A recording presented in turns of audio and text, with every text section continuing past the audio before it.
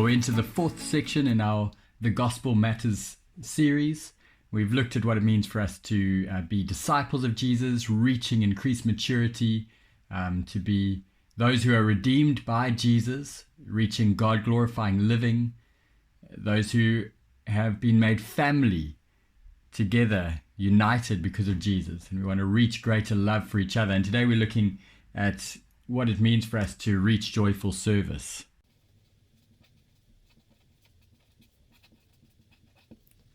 As always, I encourage you to just take some time and read this passage for yourself. We're going to be focusing mostly on chapter 6, verse 6 to 10, but chapter 5, 13 to 14 just give us some helpful context to understand what's going on in this section. So take a moment to read this passage, pray and ask God to help you to understand it, and then dig in along with me as we look at this together. In chapter 5, Paul has been speaking about what a life of love in the Spirit looks like. And one of the things he says here is that we should, living as Spirit-filled people, we should serve one another humbly in love, and we should love your neighbor as yourself. Now, this has implications for all of life as God's children. But in this specific section, he spells out what this looks like in the area of service, how we serve one another. He says we should share all good things here. He says we should do good and do good. And I'll show in a moment how in verse 7 and 8, this sowing and reaping also has to do with how we serve. Just quickly, you've got here sowing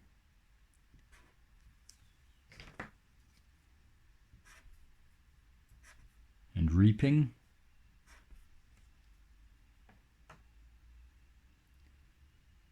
You're either sowing to the flesh, which we see in chapter 5. Paul fleshes out what the acts of the flesh are, says they are obvious, and he gives a whole list. And then Paul also speaks about the fruit of the Spirit in chapter 5. This is sowing to please the Spirit will be seen in the fruit of the Spirit. And top of that list is love, which links us in here with serving one another humbly in love. And I'm specifically applying this section in with that idea of serving. It says, let us not become weary in doing good. Let us do good to all people, especially those of the family of believers. Also this call to not give up. Do not give up. So it's a call to a life of service. Now, for us as Christians, a life of service should be something that is just natural to us.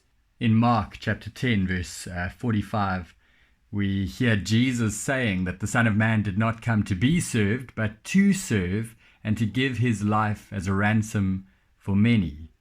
And then he also says that those who want to be great need to be servants, and those they need to be slaves of all.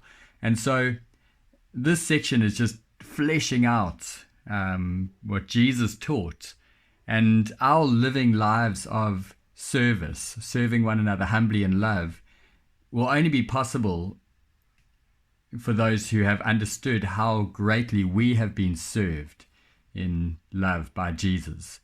And then to remember that we are now the Spirit-filled children of God, strengthened by him to actually live these lives of humble service of one another.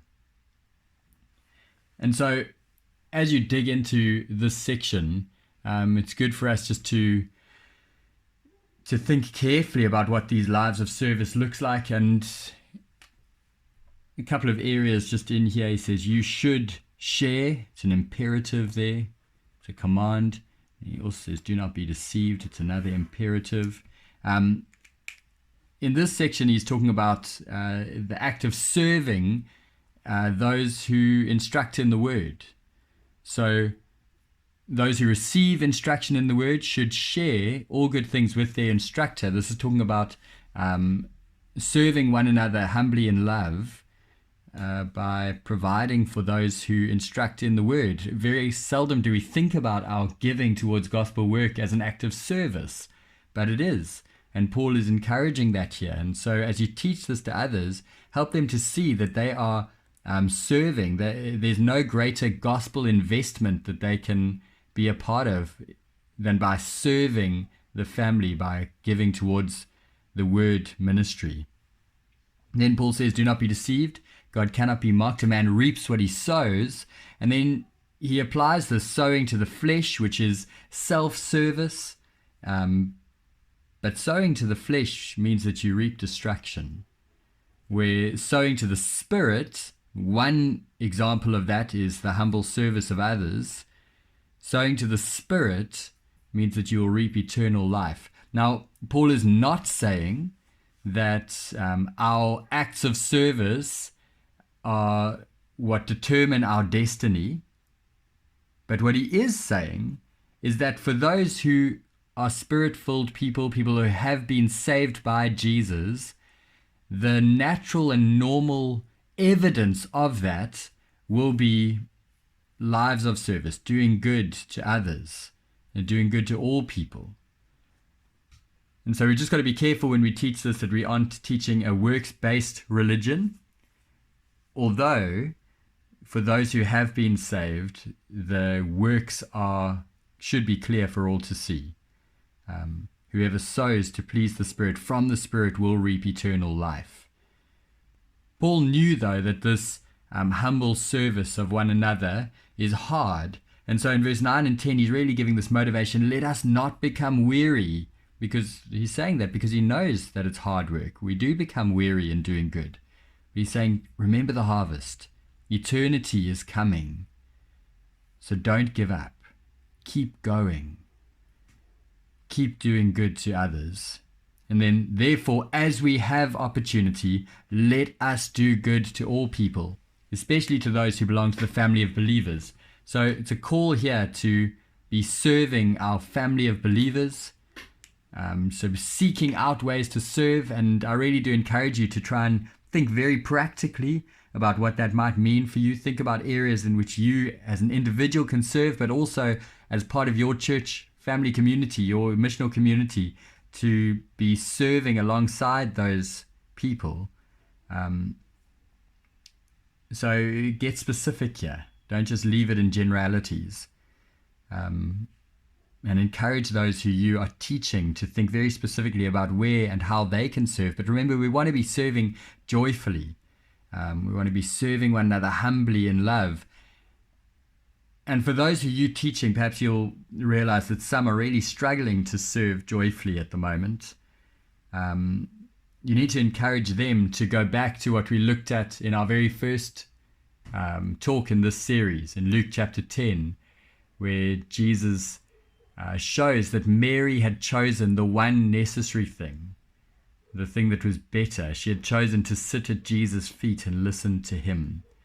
Joyful service will not happen if we are not first sitting at Jesus' feet and rejoicing in what he's done for us, and marveling at how he has served us, and then trusting in him to empower us by his Spirit to actually sow to please the Spirit, to not become weary in doing good, and to do good to all people. So as you teach this to others, I really encourage you to think very practically about what this service can look like, but also to be aware that some people might be struggling to serve, and then use the gospel to motivate people to serve again. We can't just empower ourselves to serve joyfully. Actually, it's only Jesus who will strengthen us to do that. And the more we marvel at how we've been served by him, the more this joyful service of others will become a reality for us. So as you dig into this further, I encourage you to to pray that God would grow your joyful service of him. And ultimately, we want to serve him because we want others to come to know him. We want him to get all the glory through our service. So pray and ask God that that would be true of you, that the way you serve would be pointing people around you to him. Well, God bless as you dig in further.